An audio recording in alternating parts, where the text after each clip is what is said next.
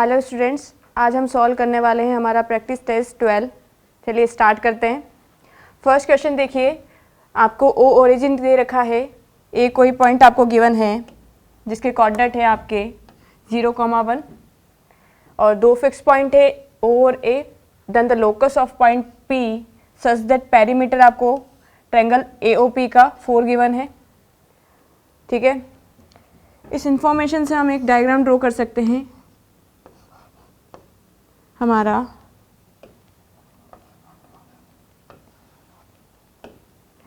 O point, ए point हमारा हो जाएगा 0,1। अब पी पॉइंट कहीं भी हो सकता है, उसके कोऑर्डिनेट ले लिए हमने x, y ले लिया।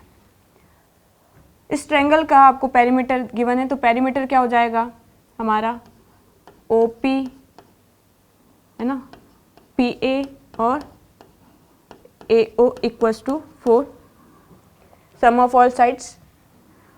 OP कितना हो जाएगा √x² प्लस y²। PA की बात करें तो ये कितना हो जाएगा आपका x² y-1 का स्क्वायर।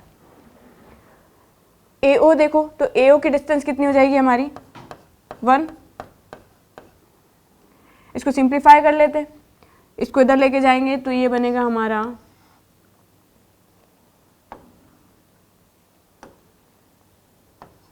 x² y-1 का होल स्क्वायर। इधर क्या बन जाएगा 3 minus √x² plus y²। Square both side कर लेंगे, यहाँ से क्या बनेगा x² और इसका भी होल स्क्वायर ओपन कर दूँ तो ये बनेगा y² -2y और +1। इधर से क्या बनेगा ये 9x² plus y² -6x² plus y²। x² y², इधर वाले x² y² से कैंसिल आउट हो गए। बचा क्या है आपके पास इधर, तो इसको सब इधर लेके जाते हैं तो ये बन गया 2y, इधर बन गया 8 और -6 √।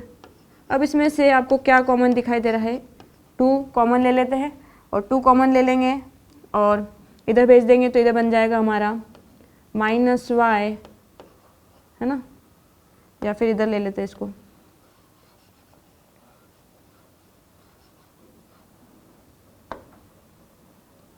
ये बनेगा 3 √x² plus y² y +4। Square both side again कर देते हैं तो ये बन जाएगा हमारा 9x² plus y² y² 16 8y हो जाएगा। इधर से देखें तो ये बन गया 9x² 8y² -16 और -8y। ऑप्शन देख लेते हैं कौन सा मिल रहा है। जो हमारा फोर्थ ऑप्शन है जिसमें 9x² 8y² -8y 16 को आपको इधर लेके जाओगे तो यही बन रहा है, फोर्थ ऑप्शन करेक्ट हो गया। नेक्स्ट क्वेश्चन देखो, the greatest value of c कोई रियल नंबर है आपको गिवन है, for which the system of linear equation has non trivial solution. Non trivial solution मतलब क्या होता है, नॉन जीरो सॉल्यूशन है ना, जीरो सारी x, y, z की वैल्यू जीरो के अलावा कुछ होनी चाहिए। अब यहाँ पे आपको होमोजीनियस सिस्टम दिखाई दे रहा है। होमोजीनियस सिस्टम में दो तरह के सॉल्यूशन होते हैं, या तो यूनिक सॉल्यूशन हो या फिर इनफाइनाइटली मेनी सॉल्यूशन हो। इन तीनों इक्वेशन का ट्राइवल सॉल्यूशन तो है ही सही, 0 0 0 सेटिस्फाई करेगा। हमसे नॉन ट्राइवल की बात करिए मतलब इनफाइनाइटली मेनी सॉल्यूशन वाला केस है होमोजेनियस सिस्टम का। उसके लिए हमें डी की वैल्यू, डिटर्मिनेंट की वैल्यू 0 करनी पड़ेगी। इधर देखते हैं क्या मिलता है आपको। डिटर्मिनेंट में अरेंज कर देते हैं इसको।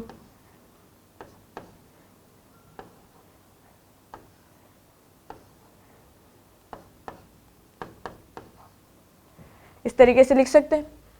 अब देखो इसको,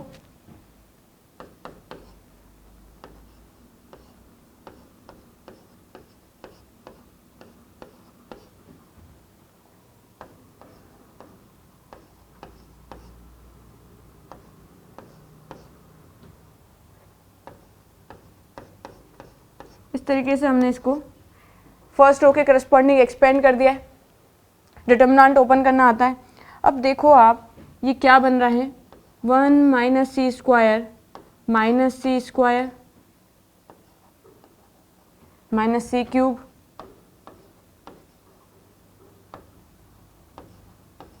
कुछ इस तरीके का मिल गया आपको। सिंप्लीफाई कर लेते हैं, कट तो कुछ नहीं रहा, तो इसको देखें और तो मिलेगा आपको 2c क्यूब, माइनस भी कॉमन लेके लिख देते हैं, 2c cube 3c square minus 1 equals to 0, है ना। मैंने माइनस भी कॉमन ले लिया इस टर्म से। क्यूबिक इक्वेशन बन गई है c की टर्म्स में। तो इसको सॉल्व करने के लिए हम क्या कर लेते हैं, जैसे अगर हम c की वैल्यू एक हिट एंड ट्राई वैल्यू डालते हैं, अगर हमें क्या देखें कि c की वैल्यू अगर मैं -1 डालूँ तो ये बनेगा -2 -1 तो -3 और इधर प्लस का 3 बनेगा। तो हमें ये पता चला कि c इक्वल्स टू -1 एक वैल्यू है, तो c + 1 एक फैक्टर बन जाएगा। उस फैक्टर के अकॉर्डिंग हम क्या कर सकते हैं, या तो इसको डिवाइड कर दे c + 1 से, या फिर हम अरेंज करके कर लेते हैं। 2c क्यूब, इसको तोड़ देते हैं, 3 को 3 और मतलब 2 और 1 में तोड़ दिया, प्लस c माइनस c कर लेते हैं। अब देखो इससे क्या होगा, इन सब दोनों पेयर्स में से c + 1 वाला फैक्टर कॉमन आ रहा है, और c + 1 वाला फैक्टर कॉमन लेने के बाद हमें मिलेगा 2c स्क्वायर c -1, ठीक है। अब इधर देखें, इसके फैक्टर्स कर लेते हैं। अब तो ये क्वाड्रेटिक इक्वेशन बन गई। इसको देखें तो ये बनेगा हमारा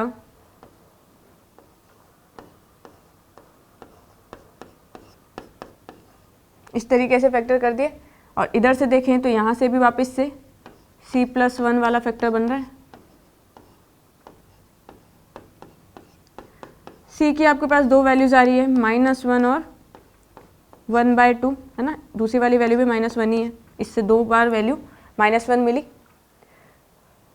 अब आपसे क्या पूछा था उन्होंने, ग्रेटेस्ट वैल्यू ऑफ c, तो -1 सबसे ग्रेटेस्ट हो गया हमारा 1/2, तो ऑप्शन 4 करेक्ट हो गया।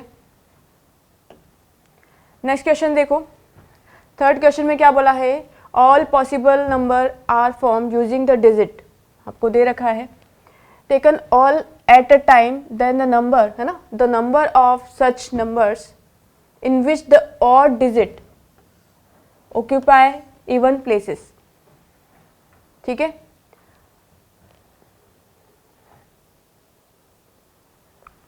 अब आपको क्या करना है, इनको कितने डिजिट्स है, 1 2 3 4 5 6 7 8 9,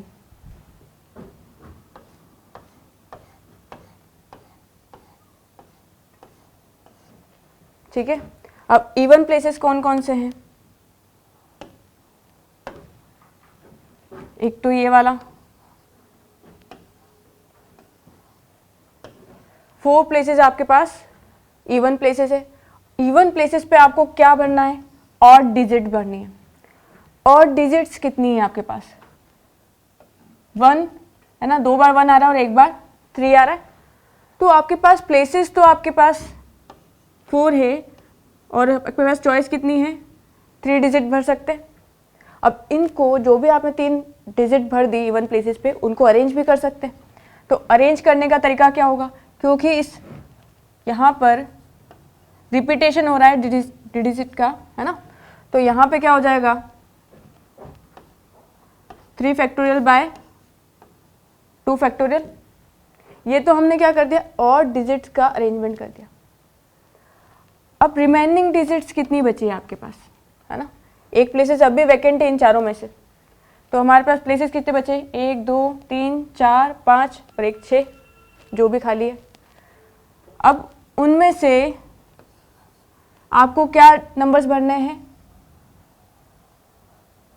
ये 6 डिजिट्स भरने, तो इनको कैसे अरेंज करेंगे, 6 फैक्टोरियल, 2 रिपीट हो रहा है 4 टाइम और 4 रिपीट हो रहा है 2 टाइम, इस तरीके से हम अरेंज कर देंगे। इसको सिंप्लीफाई कर लेते हैं तो ये बन जाएगा हमारा 4 3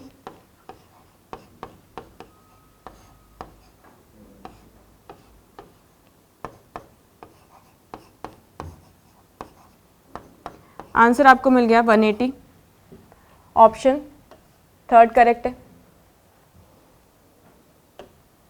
फोर्थ क्वेश्चन देखो, the sum of the series आपको दे रखी है 2 20C0 5 20C1 8 है ना, प्लस 8 20C2, इस तरह से। इसको पहले जनरल टर्म में कन्वर्ट कर लेते हैं ताकि हमें सबमिशन करने में इजी हो जाए। देखो यहाँ पे क्या हो रहा है, आप आगे के टर्म्स देखो तो 5 + 3 है ना, मतलब आपका 2 + 3 से 5 बन गया, फिर 5 में 3 ऐड करेंगे तो 8 बन गया, तो ये AP चल रहा है। तो AP की जनरल टर्म बना लेते हैं हम, तो AP की जनरल टर्म क्या हो जाएगी हमारी, AN = क्या होता है हमारा, जैसे फर्स्ट टर्म, जैसे यहाँ पे R की वैल्यू 1 है तो हम इधर से स्टार्ट करते हैं, तो A + n - 1 D, तो हमें मिल गया 3n + 2। इसको जनरल टर्म में बदलें तो हमारी क्या हो जाएगी वैल्यू 20CR और इधर हो जाएगा 3R + 2।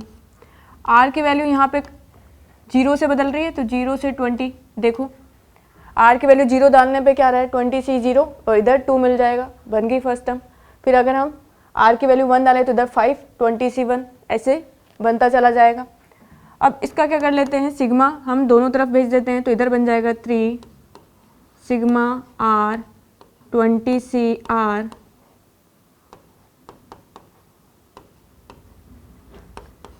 और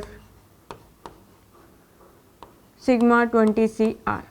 R की वैल्यू 0 से 20 वेरी कर रही है। इसका समेशन हमें पता है कि R है ना, NCR अगर होता है तो उसका समेशन क्या हो जाता है n⁴n-1। यही आपने ऐसे भी पढ़ रखा है कि अगर इधर R² बन जाए तो इधर क्या हो जाएगा n-1 2n-1, और NCR हो जाए तो इधर क्या हो जाता है 2n हो जाता है। ये आपको ध्यान रखना है। इधर अप्लाई करते हैं, इधर क्या बन जाएगा हमारा 3 और n की जगह 20 है वैल्यू, 2n-20 - 1 19 हो गई, इधर 2, इधर क्या बनेगा 2n20, ठीक है। इधर से हम क्या कर लेते हैं, इधर 2n20 अगर मैं कॉमन ले लूँ तो इधर बच गया 30 बन गया ये, और इधर क्या बचा 2, तो 2n20 और 2n5 है ना, और इधर 2n25 हमारा आंसर आ गया। ऑप्शन देखते हैं, फोर्थ ऑप्शन करेक्ट है। नेक्स्ट क्वेश्चन देखो, the sum of the coefficients of all even degree terms in x in the expansion आपको दे रखा है और x > 1 आपको कंडीशन दे रखी है। इसको हम क्या कर देते हैं, √x³ - 1 वाली जो टर्म है उसको सिंप्लीफिकेशन के लिए इसको अभी के लिए y मान लेते हैं।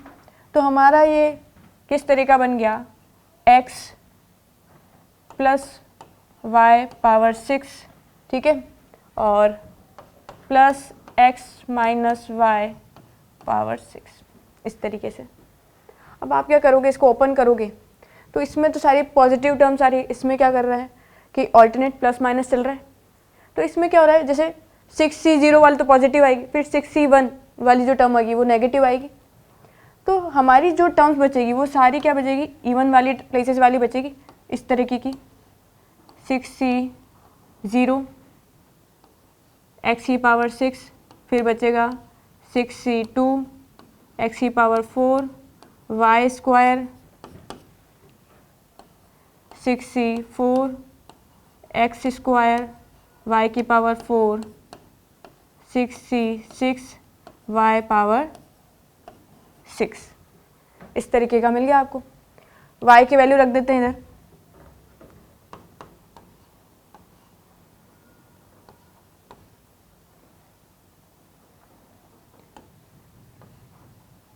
इसको सिंप्लीफाई भी कर लेते हैं। इधर तुम्हारा 1 बन गया, x पावर 6, इधर कितना बन जाएगा हमारा 15, और x पावर 4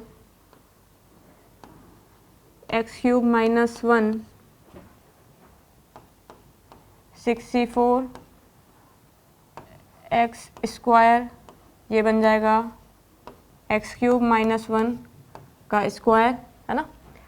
y में अंडरूट लग रहा है तो अंडरूट कट के इधर y स्क्वायर बन जाएगा, इधर बन जाएगा 6C0 1 ही बन गया, और x क्यूब माइनस 1 पावर 3 बन जाएगा। इवन टर्म्स देखनी है तो इवन टर्म्स के क्या क्या समेशन हो रहा है, तो इधर से इवन टर्म्स क्या देखो, ये इवन टर्म है तो इसका कोफिशिएंट है 1। इधर से कौन इवन मिल रहा है, ये तो ऑड बन जाएगा, x की पावर 4 को x की पावर 3 से मल्टीप्लाई करने पे हमें -15 मिल रहा है।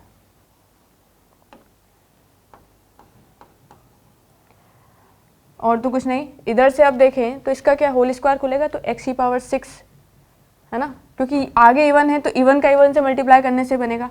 तो एक तो 6C4, है ना, x की पावर 6 से, और इधर कांस्टेंट टर्म का जब होगा, क्योंकि जो हमारी टर्म आएगी ना -2x³ और x स्क्वायर से मल्टीप्लाई करेंगे तो वो x की पावर 5 बन जाएगा।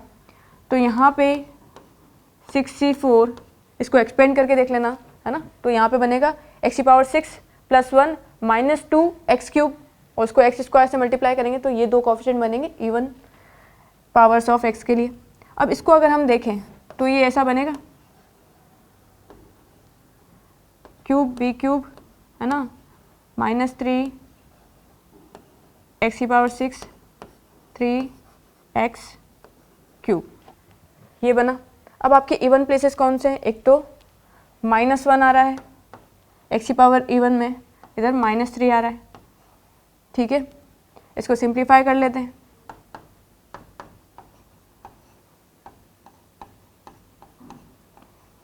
$64 ट्वाइस ऑफ 64, तो इधर बन जाएगा आपका 6 5 2 -4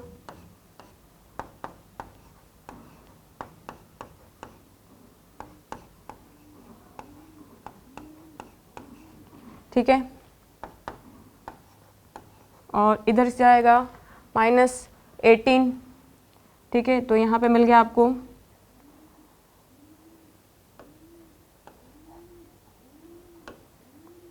12 मिल गया, और बन गया हमारा 24। ऑप्शन सेकंड करेक्ट है। नेक्स्ट क्वेश्चन देखें।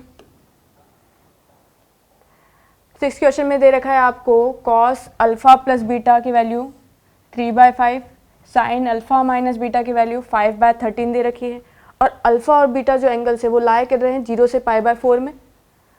tan 2 अल्फ़ा की वैल्यू आपको फाइंड आउट करनी है।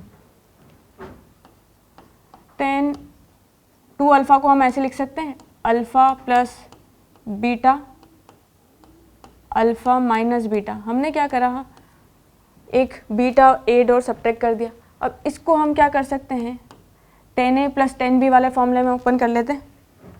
इसको एक एंगल समझना है, अल्फ़ा प्लस बीटा को, और एक को अल्फ़ा माइनस बीटा। तो ये बन जाएगा हमारा tan alpha plus beta plus tan alpha minus beta 1 - tan alpha plus beta 10 alpha minus beta.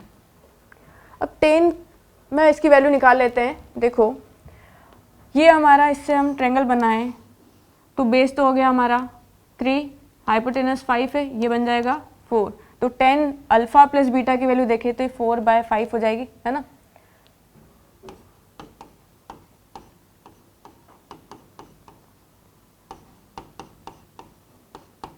उसी तरीके से 4/3 अल्फ़ा माइनस बीटा एंगल से हम क्या करते हैं, 10 की वैल्यू निकालना चाह रहे हैं तो इधर से क्या हो जाएगा हमारा 5, 13, ये बन जाएगा 12। तो 10 अल्फ़ा माइनस बीटा की वैल्यू हमारी हो जाएगी 5/12। यहाँ वैल्यू डाल देते हैं तो ये क्या हो जाएगा हमारा 4/3 प्लस 5/12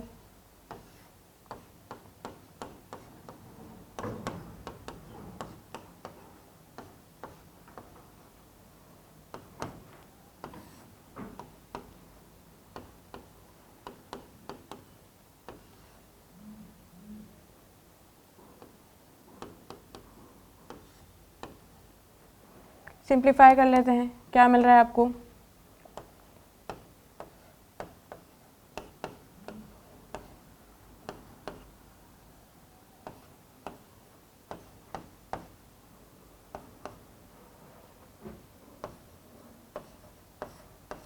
63/16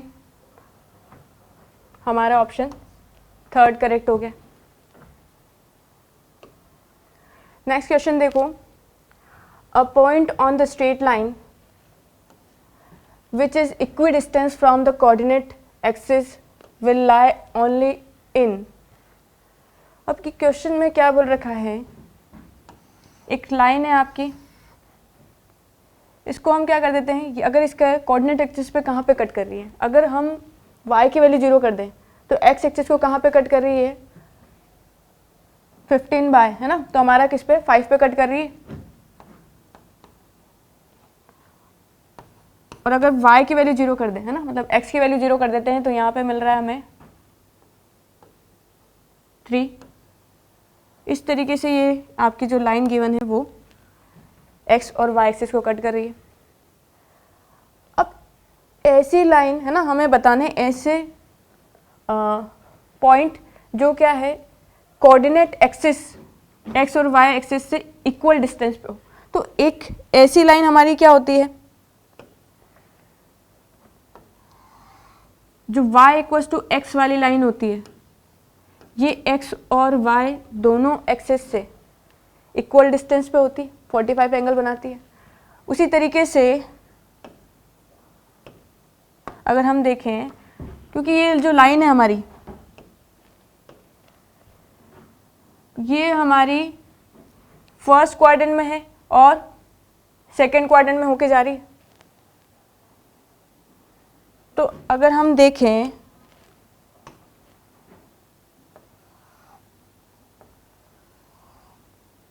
ये हमारी कौन सी लाइन होगी, y इक्वल्स टू -x वाली लाइन। तो आपको दो पॉइंट ऐसे दिखाई देंगे, एक तो ये वाला पॉइंट और एक इधर वाला।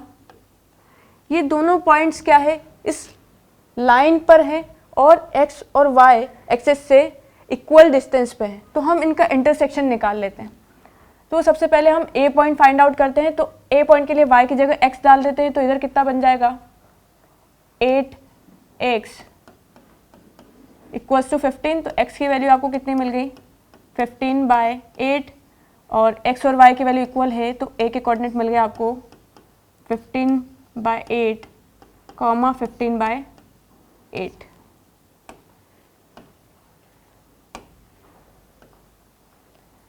अब b के अगर आपको कोऑर्डिनेट फाइंड आउट करने हैं तो b कोऑर्डिनेट के लिए हम क्या कर देंगे, y की जगह -x डाल देते हैं, तो इधर से मिल जाएगा आपको -2x 15। तो x की वैल्यू आपको कितनी मिल गई -15/2 और इसके करस्पॉन्डिंग ये लाइन कौन सी थी, y इक्वल्स टू -x वाली, तो y की वैल्यू क्या हो जाएगी 15/2। तो ये दोनों पॉइंट्स है। अब ये दोनों पॉइंट्स कौन से क्वाड्रेंट में लाई कर रहे हैं, ये दोनों पॉजिटिव है तो फर्स्ट क्वाड्रेंट हो गया, इसमें x की वैल्यू नेगेटिव, y की वैल्यू पॉजिटिव आ रही, तो ये कौन सा क्वाड्रेंट हो गया, सेकंड। तो फर्स्ट एंड सेकंड क्वाड्रेंट में लाई कर रहे हैं ये पॉइंट्स। हम नहीं निकालते तो भी हम फाइंड आउट, मतलब हमें तो सिर्फ क्वाड्रेंट ही बताना था, तो हम तो सिर्फ ड्रॉ करके पता कर लेते कि भाई ए और बी फर्स्ट और सेकंड क्वाड्रेंट में है। और अगर वो कोऑर्डिनेट पूछते तो कुछ इस तरीके से कर लेते। तो यहाँ तो हमें सिर्फ डायग्राम ड्रॉ करके ही बता देना था।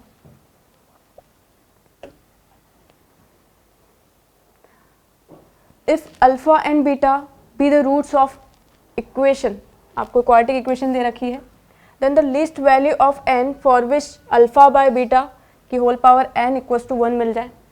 तो सबसे पहले हम क्या कर लेते हैं, इसके रूट्स निकाल लेते हैं। x square minus 2x plus 2 equals to 0।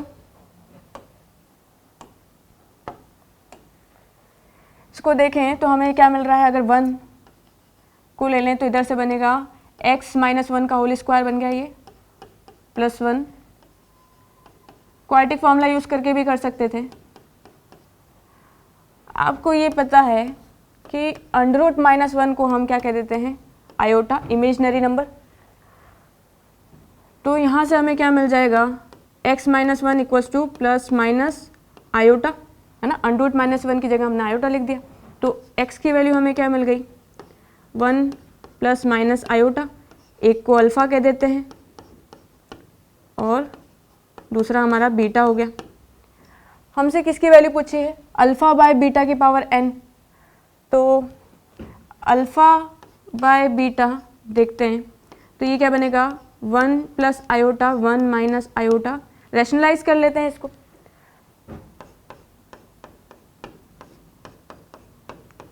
इससे हमें क्या मिल जाएगा, 1 प्लस आयोटा का होल स्क्वायर, इधर हमें मिल गया 1 और इधर माइनस आयोटा स्क्वायर जो होता है वो क्या हो जाता है हमारा, -1 हो जाता है। तो हमारा इधर 1 स्क्वायर माइनस आयोटा स्क्वायर, तो वो 2 बन जाएगा। और ऊपर वाला सिंप्लीफाई करें तो 1 प्लस आयोटा स्क्वायर, तो हम -1 लिख देंगे, 2 आयोटा बाय 2। तो सिंप्लीफाई करके आपको ओवरऑल आयोटा मिल गया। अब अल्फ़ा बाय बीटा की वैल्यू आपको आयोटा मिल गई है, तो alpha by beta power n equals to 1 कब आएगा, आपसे यही वैल्यू पूछ रहे हैं। n की आपको लिस्ट वैल्यू बतानी, सबसे छोटी वैल्यू। तो इधर आपका iota power n equals to 1। अब इधर देखो, इधर से क्या होगा, अगर हम क्या कर दें, इस स्क्वायर का एक बार स्क्वायर कर दें तो हमें क्या मिल जाएगा, 1। तो आयोटा पावर 4 की वैल्यू क्या होती है, 1।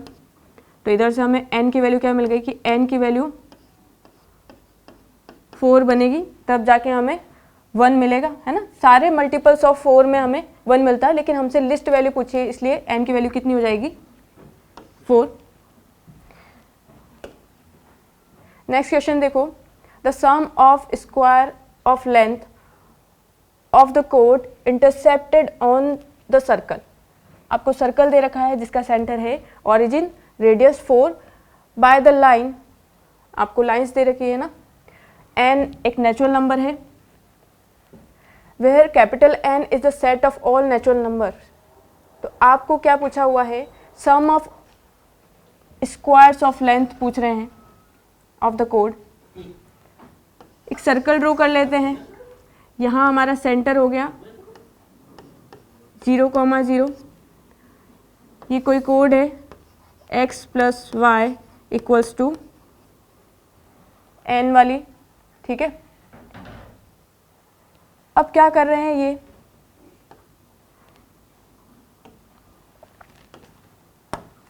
सेंटर से हम क्या करते हैं, इस कोड पर एक परपेंडिकुलर ड्रॉ करते हैं। तो इसकी टोटल लेंथ अगर हम 2l ले लें तो इतनी डिस्टेंस कितनी हो जाएगी, यहाँ पर l हो जाएगी, क्योंकि ये बाइसेक्ट कर देती है, जो परपेंडिकुलर ड्रॉ करते हैं हम सेंटर से वो बाइसेक्ट कर देता है कोड को। तो यहाँ पर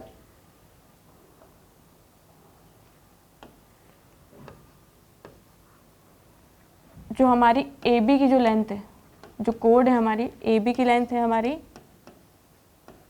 12 है। ये जो हमारा रेडियस हो गया ये है 4 है।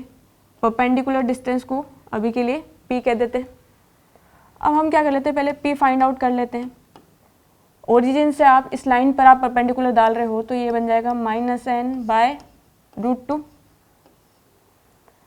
पाइथागोरस लगाते हैं इस ट्रायंगल में तो ये बन जाएगा हमारा 16 = p², तो ये बन गया n²/2 + l²। अब हम क्या कर लेते हैं, इधर इसको 2 से मल्टीप्लाई कर देते हैं तो ये बन गया हमारा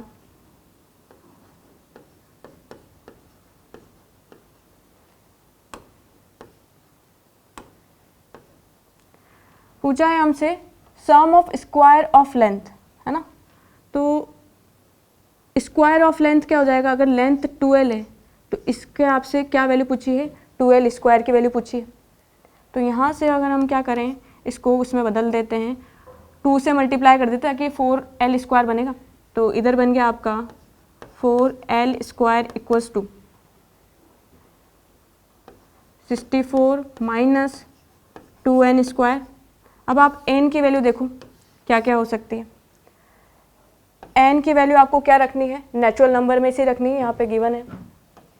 n की वैल्यू 1 रखेंगे, ठीक है, हमें 1 रख सकते हैं, 2 रख सकते हैं, 3 रखने पे भी, है ना। 64 मतलब किसी का भी स्क्वायर पॉजिटिव जब तक आएगा तब तक हम रख सकते हैं। 2 3 4 5 तक रख सकते हैं, है ना। ये 25 ये 50। अगर हम क्या करेंगे 6 रख देंगे तो ये क्या बन जाएगा 36 × 2, तो ये हमारा नेगेटिव आ जाएगा। हमारी कितनी वैल्यूज़ हो गई यहाँ पे, 5 वैल्यूज़ हो गई। तो यहाँ पे हम क्या कर देते हैं, इसका सिग्मा लगा लेते हैं। तो यहाँ पे क्या हो जाएगा 64 2n², n की वैल्यू वेरी कर रही है 1 2 5, 64 n हमारा सिग्मा 1 के लगेगा तो इधर मिल जाएगा आपको 5 2 सिग्मा n² की वैल्यू क्या हो जाएगी n +1 2n + 1, ठीक है। तो 11 हो गया बाय 6। कैलकुलेट कर लेते हैं इसको।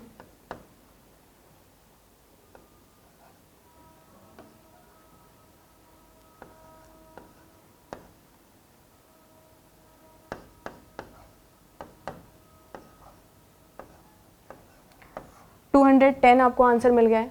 4th ऑप्शन करेक्ट हो गया। इस तरीके से करना था आपको, ठीक है। द स्क्वायर्स ऑफ लेंथ, तो मतलब हमारी कितनी क्या क्या पॉसिबल है यहाँ पे इस तरह की कोड कि n x + y, है ना, जो हमारी इक्वेशन थी x + y = 1 पॉसिबल है, 2 पॉसिबल है, 3 4 5 तक पॉसिबल है। तो सारी जो भी कोड्स है उनका अगर हम लेंथ का स्क्वायर करें तो वो सम क्या आ रहा है ये पूछा था हमारे पास। तो हमारे पास 5 कोड्स ऐसी पॉसिबल है ना, जहाँ पे x + y = 1 से n 5 तक वेरी कर रहा है, और इस तरीके से करेंगे। नेक्स्ट क्वेश्चन देखो, the sum of the solutions of the equation आपको दे रखा है। सबसे पहले हम क्या कर लेते हैं, इसको √x - 2, इसको हम लिख सकते हैं √x² -4√x + 2 हो रहा है। तो हम इसको होल स्क्वायर बनाने के लिए +2 - 2 कर देंगे तो ये बन गया 4 - 2 लिख देती हूँ इसको 2। ये हमारा क्या बन गया √x - 2 का स्क्वायर -2। अब t = क्या बन जाएगा, अगर हम √x - 2 को हम t कंसिडर कर लेते हैं तो ये बन गया हमारा t का स्क्वायर -2। इसके फैक्टर कर लेते हैं।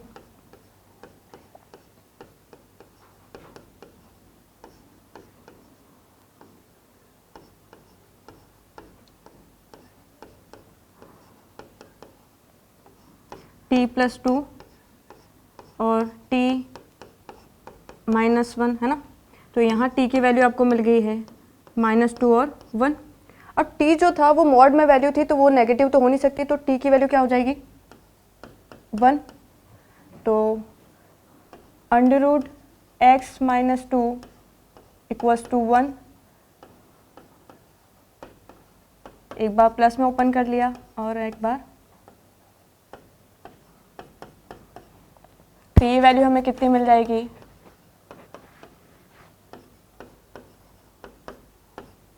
x की वैल्यू आपको 9 और 1 मिल गई। और आपसे क्या पूछा था, सम ऑफ सॉल्यूशन, तो सम कितना हो जाएगा, 9 + 1 10 हमारा करेक्ट आंसर हो गया। 4th ऑप्शन करेक्ट है। Thank you.